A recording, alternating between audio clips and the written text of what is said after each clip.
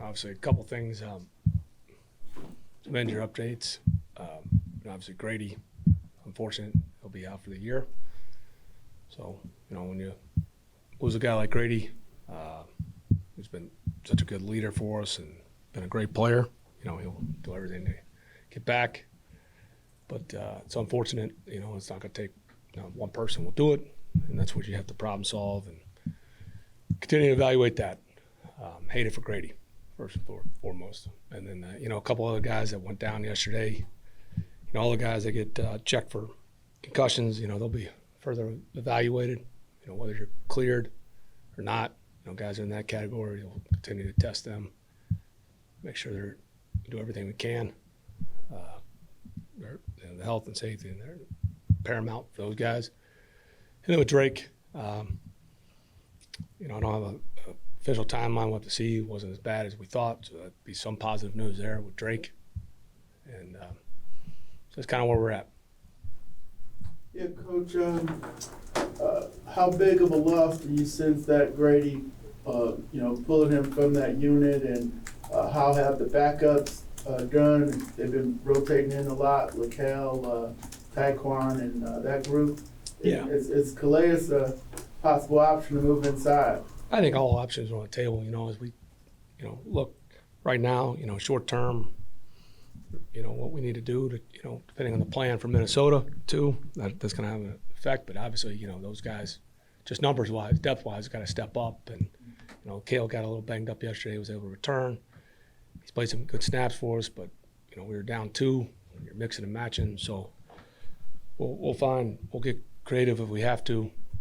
We'll look, if there's help anywhere else as well. That's our job to do that. As a quarterback, Mm-hmm. where do you stand right now? Yeah, just continue to, the number one concern is Dez. There's a reason, they went to look at him. You talk about, the health is first. When something is off, there's a reason to look at him. We'll continue to further evaluate him. And I guess you can kind of put at it too, Mike, I guess the best way to put it, sometimes the health or something going on can affect performance. Mm-hmm.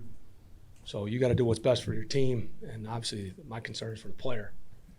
And Taylor came in there and did a nice job. And so we got to, in the next 24 hours, evaluate, obviously I'm going to listen to the medical expert first, and then we got to evaluate, short term, what's the best thing for Dez, what's the best thing for this team to go win one game against Minnesota. But I'm not going to sit here and play games because whoever's going to play this week to help us beat Minnesota has got to get the reps, and that's what we'll do. So I won't play any games on Wednesday. Everybody got their own flavor. I want to do that. I promise you I won't do that. But there's a lot that we still need to consider, as we put in the plan and as I continue to check in with Dez and the medical experts. Yeah. Do you remember exactly when you heard from the medical staff, okay, he's cleared to play, and then when you knew? It was sometime in the third quarter, and I just looked over, and those are decisions that you talk about, coaching decisions that you feel you got to make, just the way the game's gone and where we're at, and that's where, like I said, You said you looked over at him? Well, it's just the whole thing. You get updated by the trainer. A lot of times in those games, you get the. It's like the. You ever seen this show Veep? Mm-hmm. She's going around like the guy that goes in her ear. Sometimes I'm sitting there calling a play and I'll get a medical update, and so you're kind of processing that, as you're in between a play or you're managing the game, and obviously in between the series, looking at it and I'm looking at how the game's going. And so maybe I felt like a baseball manager at the time. I know you can't pull a pitcher and pull one back in, but that's kind of where just the way it was going with Taylor and the way that I felt what had happened in the first half, felt that was the best decision for the team at that moment. So to be clear, it wasn't necessarily based on uncertainty about whether Dez was healthy or not. It's more about the fact that Taylor was doing well at that moment and you didn't want to make a change. No, it's both. Okay. Right? There's a reason he came out. So my concern is about the player. And that's what I said. The health can affect performance. And so as you make those decisions, again, I'm not ever going to claim to be a medical expert. So as the game was going on, they say, okay, he's clear. But the way that the rhythm was, and I don't remember exactly what it was, Jeff, to be honest with you. Not sitting here trying to play games. but I had to make the decision of, all right, I'm gonna let Taylor stay in there because I did have some concern, but that was just my personal decision. So if, yeah, just follow up, if Dez is healthy, does he start this week? I gotta see where he's at. So that's all best I can give you. I gotta see where he's at. I gotta see if that's the best thing for this team this week. Obviously, it's not something I'm concerned long term. He's done a lot of good things, but we got to find a way to go win this game. So whether, if it's Taylor, that's what we'll do. But my concern is Dez, and obviously any long term.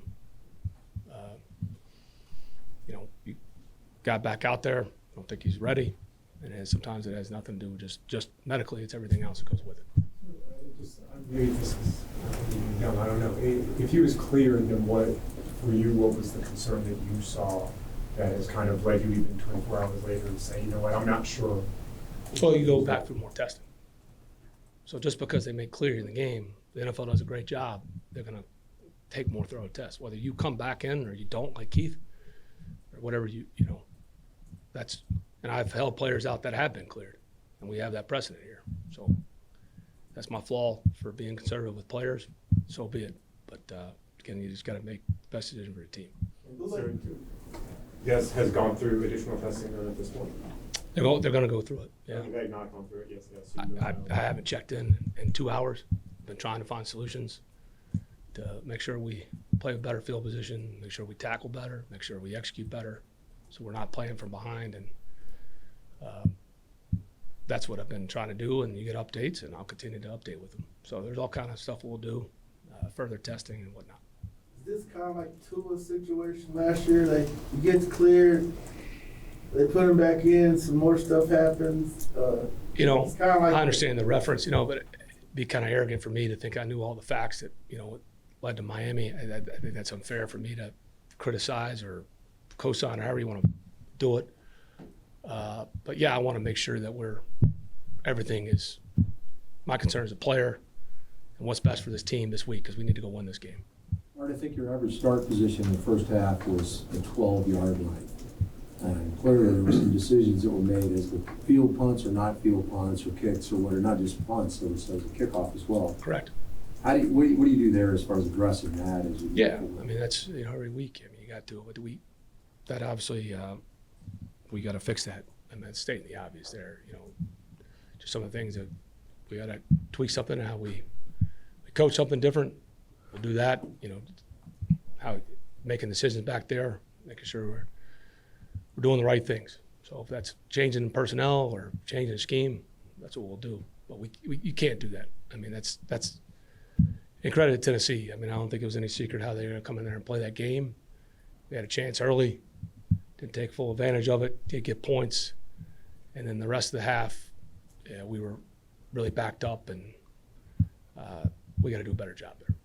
Desmond's health aside, is it tough as a head coach when you're weighing, on one hand, he's improved as a quarterback, he's making some good throws, getting rid of the ball quicker, versus the offense moved very well with Taylor Heineke. Do you have to sort of weigh those two things right now going into this game? Especially, going into this game, yes. I'm sorry? Yeah, going into this game. I mean, I understand why you're asking that, and that's what I'm saying. Like, we got to make that decision. And then, like I said, I'm not going to come in here Wednesday and play games. Once you make that decision, it's not fair to the team. It's not fair to the player. Whoever's going to start and play needs to take the reps. And then you obviously have the contingency plans if something were to happen to that player. But, yeah, I mean, it all factors in, Jeff. So you'll make a decision on Wednesday with the start of this? Oh, yeah. Is it also fair to say that in the hypothetical world of you making a change in that position, it's hard to go back when you're dealing with another quarterback? Not necessarily. I mean, history would tell you that's happened before, right? Many times guys on gone and had good careers. I mean, whether it's been Drew Brees, different points of career. Again, I wasn't there, just read about it. Maybe one of you guys covered it, but it's happened with the 49ers, right, in the 80s. Certain times, they were different points, don't get me wrong, but a lot of hypotheticals. But we got to make sure we're doing what's best for this team and the player. And you may not know the answer to this, right? Is it if Des is good enough to go, he'll start, or is he out? Like, could he be the backup to Taylor? Like, that's what I guess. Yeah, that's a good question. I just, like I promise you, Wednesday, I'll come in here, I'll tell you who's starting, and I'll tell you what the plan is with Dez. My concern is Dez and the effect it has on, not just short term, but long term. Either way, it's what Jeff's asking me. I understand why you're asking me that. So I totally get it. We got to do what's best for the player first, and Desmond, and then obviously for this team, and whatever we have to do to go win this game. So the thing is, we're just going to be on the conservative side. So we'll go above and beyond and have those conversations because we got to put a game plan in. And so to sit here and get to each their own. I'm not going to sit up here and play games. We need to prepare whoever's going to play, gives us the best chance. All factors are going to be considered. When you say best for the player, I know are you talking strictly about whatever's going on with his head right now, or is it something that it could be best for the player to maybe sit and watch to get a different vantage point? Because like you even said, those are good questions. There's just a lot of variables, and they're legitimate questions, good questions. But yeah, they all factor in. It's a little more bigger picture global, but quarterback, you lose Grady coming off a tough loss. What's that? I'm sorry. Your first part of it? You got the quarterback situation, you lose Grady, Yeah. You're coming off a tough loss. Sure. Globally, kind of what's your messaging to the team right now as a head coach? Because, this is obviously a time that Sure. things could swing either way in the season. Yeah, and that's kind of what it is, right, Jeff? You really look at it, with the exception of one or two teams here and one or two teams here, everybody's kind of jammed in the middle. That's the way the league is. Whether you start hot, low, or wherever it is, however you got there, you're in that kind of race. And this is obviously a big point in the season. Because there's things we need to fix to get more consistent. So we're not riding the roller coaster. It's kind of what I talked to. And a lot of it comes down to detail and execution. It always will. And things that you can fix. There's always a way to fix it, in my opinion. But that's the daily work. That's a consistency. That's the hardest part of this job, and really what I consider these campaigns or these seasons. Because people are going to adjust. You're going to have to work around injuries. Unfortunately, they happen, just like Minnesota's going to have to put a plan in wherever they want to play a quarterback. And it's unfortunate, right, that Grady Jarrett and Kirk Cousins won't be out there on Sunday. But the reality is, both those injuries happen, and both teams will have to adjust, and that's kind of the nature of the business. But yeah, it is. It's kind of where you're at, right? Kind of that midpoint, give or take.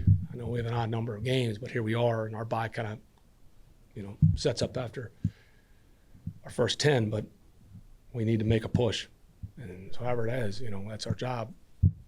Find solutions and get more consistent. Do you feel like you have to say something to the team at all? Or What's that? do you feel like you have to say something to the team at all? Oh, I talk to the team every day. It's part of the messaging. Just when you come back after the game, you've got to be realistic, and here you got, obviously identify the issues, and you got to put a plan in how we're going to solve these issues. Whatever we need to tweak, practice some of the things we're doing. That's why I always think there's always ways to do it, to coach it better and to execute it better, but you got to have a plan with that for each player and as a unit, as a team. Yeah, absolutely, Jeff. Those are daily conversations. All right. Given how well the offense outside of the turnovers is played and the production you've had, if you have to make a change for whatever reason, how much would the offense look? Do you have to change it dynamically for Taylor than what you do for Desmond, just because their skill sets might be different? It's a good question, but you want to play to player's strength. But operationally, I think what you saw yesterday, they both have their strengths in certain ways, but we were able to consistently stay on track a little bit better. So whether a lot of those plays that we hit, they weren't just dropbacks or quick games. There were some good play action shots too. So it wasn't like this wholesale change. And we're also managing a lot of injuries. So there's things that happen, and that's our job. The logistics part of it. All right, Keith's down. Okay, that takes you out of this. Drake goes down. All right, well, we're going to move Mac over here. But that's what you have those plans in a week. That's when you have players like Hodge and Hollins and Scotty. And Van just got here. Van had to play a lot. That's why I've got so much respect for that. That's why those positions are so valuable. Because that is it. That's the name of the game between series, and that's what we were doing. We're trying to problem solve, and I credit those guys. They stepped up. some things we tweaked that we hadn't done well in the first half and it always sounds like you make an excuse because Tennessee had a say in it, but there's some things we needed to clean up too, some mistakes we had, and our guys did. The frustrating part was having a chance to win it, and we didn't.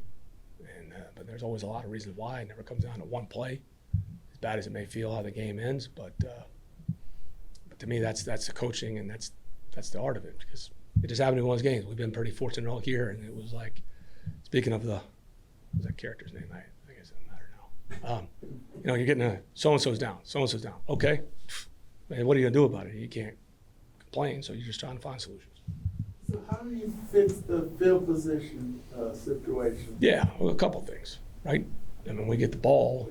Yeah, we obviously, we can certainly move it out of, offensively, and then, decision making back there. If there's some things we need to do schematically, there's all kind of things, right? You're talking about coaching, players, everything.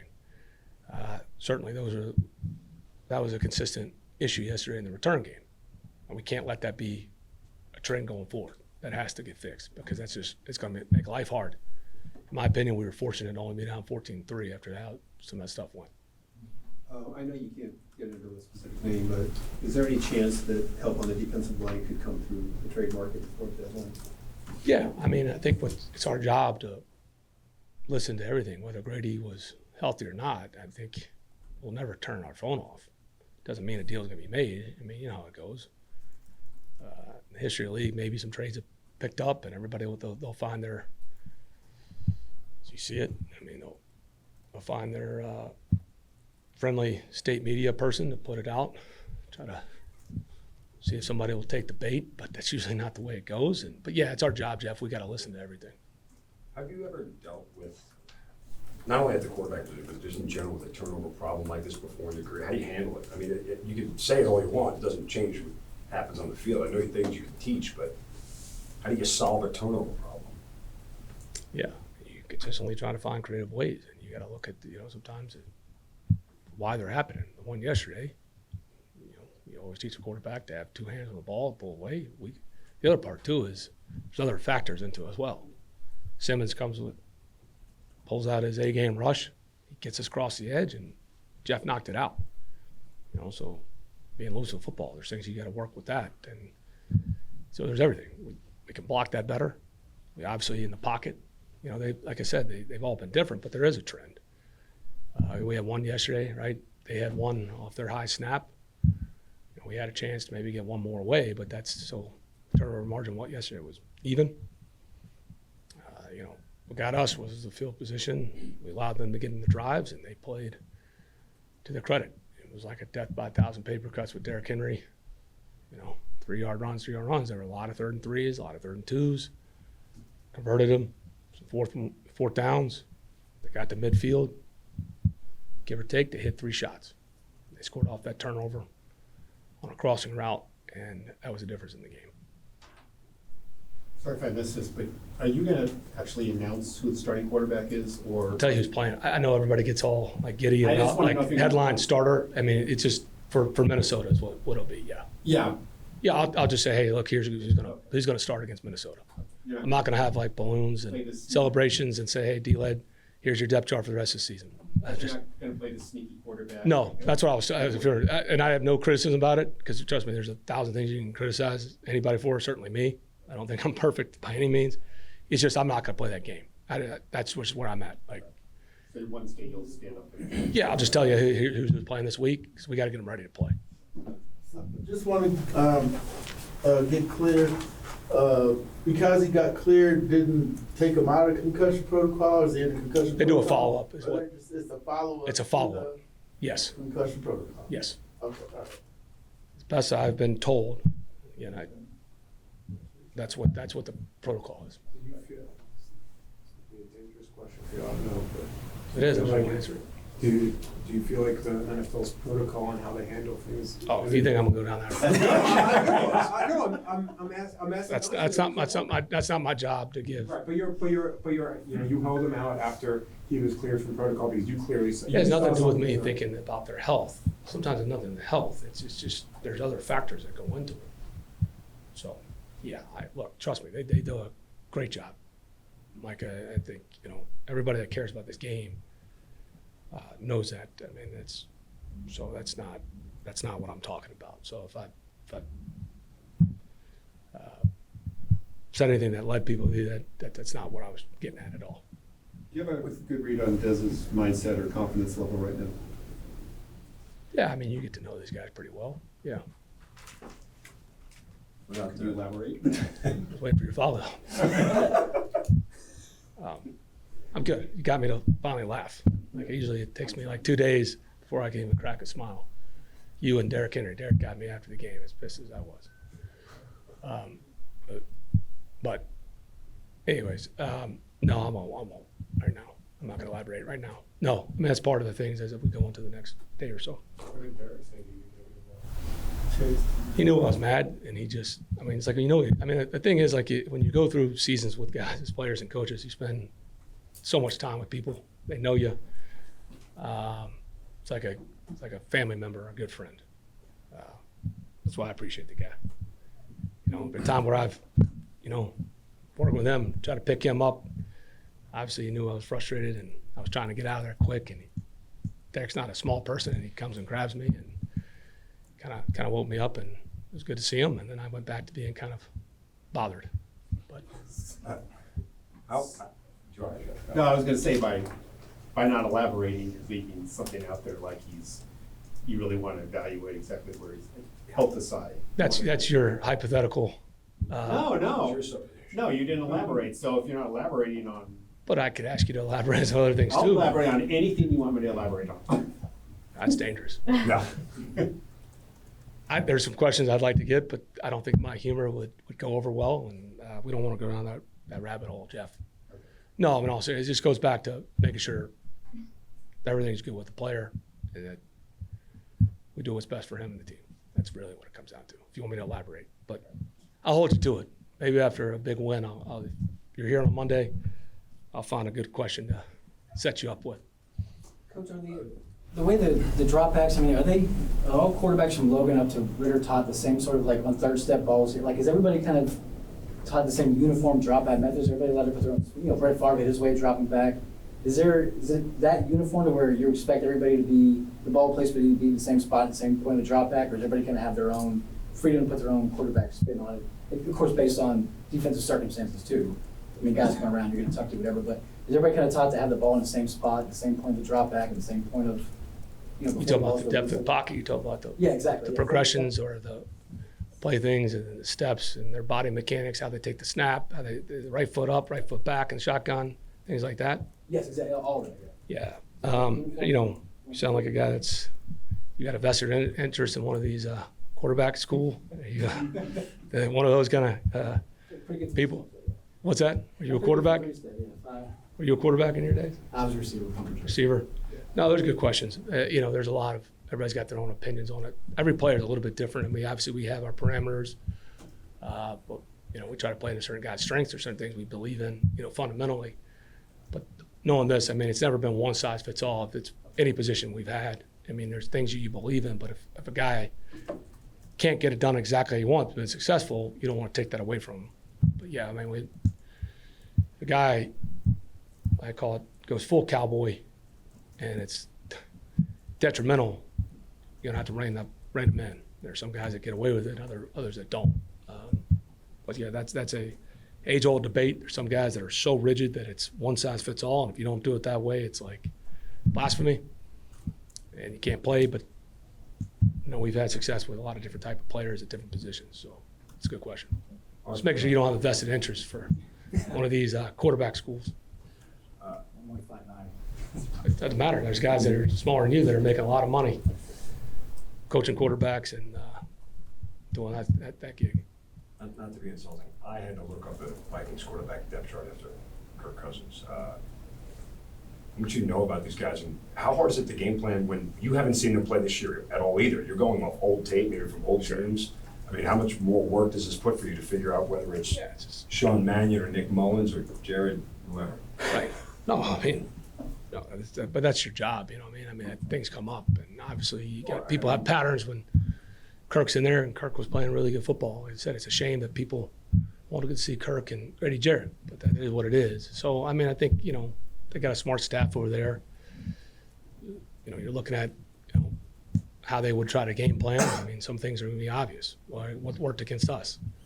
Well, you got to be ready to fix the things that were a problem for us yesterday, because those will show back up again. If they don't show up this week, they'll show up again the week after, I'm sure. It's what everybody in the league does. I mean, people say it's a copycat. Well, what is it? Well, usually it's tendencies or things they think that worked. Obviously you got to be ready to stop the run. Don't give up, shot plays. And then you look at every quarterback's strength that they play and what their history and how they're not going to reinvent some offense. I mean, occasionally it's been done, right? The famous Wildcat with the Dolphins. Obviously that's been done. But see what their strengths are. Obviously how Minnesota kind of operates and what's hurt you before. Because, again, whether it comes to this week, they're going to show back up. You make a mistake in this league, somebody's going to try to expose you to see if you got it fixed. Just one on the left field, since we've been talking so much about injuries today. Is Troy Anderson, could he potentially come back this year, or is that, and just generally how is it? Yeah, I mean, I think it'd be a long shot, but I mean, I wouldn't count it out. I mean, I don't want to give some false hope, but I mean, there's going back to my movie reference, like the movie Dumb and Dumber, saying there's a chance, I guess there's a chance.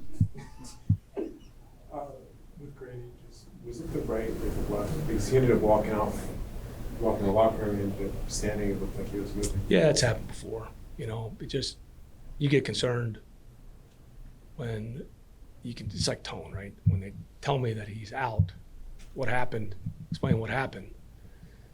And, because he didn't go down, right? We didn't go on the field, and the way he limped off, again, you don't know to either, right? But you can also some tone, there's a test now before the MRI, if there's something pressing right away. That's what I heard. So I wasn't really, not to be cynical, but I wasn't very optimistic, just based on that history, just seeing kind of what happened and when it happened and knowing the player.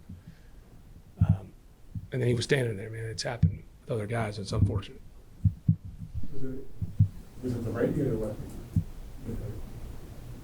I'll let Grady talk about it, dude. Like, I mean, he's out for the year. Is there a particular reason? Just confused. But to what you just said, he walked off and it wasn't clear. Like usually when a guy gets hurt, pretty clear on the field. What? I know. That's what I said. I've seen guys run off. I saw Rocky McIntosh tear his ACL and run off the field against the Giants in 2007. And I've seen guys that literally go down, get carried off, and they come back out. So, yeah, it's unfortunate. I know you want to elaborate on Dez's mental state. Will you elaborate on yours at 4-4 at this point? I mean, is there a sense of frustration? Are you pleased with the way things have gone? I mean, yeah, I'm lying about it. I mean, you try to not to ride the roller coaster too as a coach, but because it's our job to fix it. Okay. I think you have to have really good perspective and to be really realistic and objective on things. Yeah, you're not happy. I don't think anybody would be happy after, you get in a game like that, you got your opportunities. But perspective is at least we can go do something about it. And so this isn't like some cliche, like whatever. That is the reality of it. As frustrated as you feel, well, let's go do something about it. Let's find a way to coach better. Let's find a way to fix these problems and get more consistent and go win a game at home and get going and see if we can get out of that pack, because you don't want to go the other way. So that's kind of where we're at. So that's kind of where my mental state is. Try not to get too emotional about it one way or the other, but that's perspective usually can bring it back. Anything else? Thanks, Al. Thank you. Thank you. That-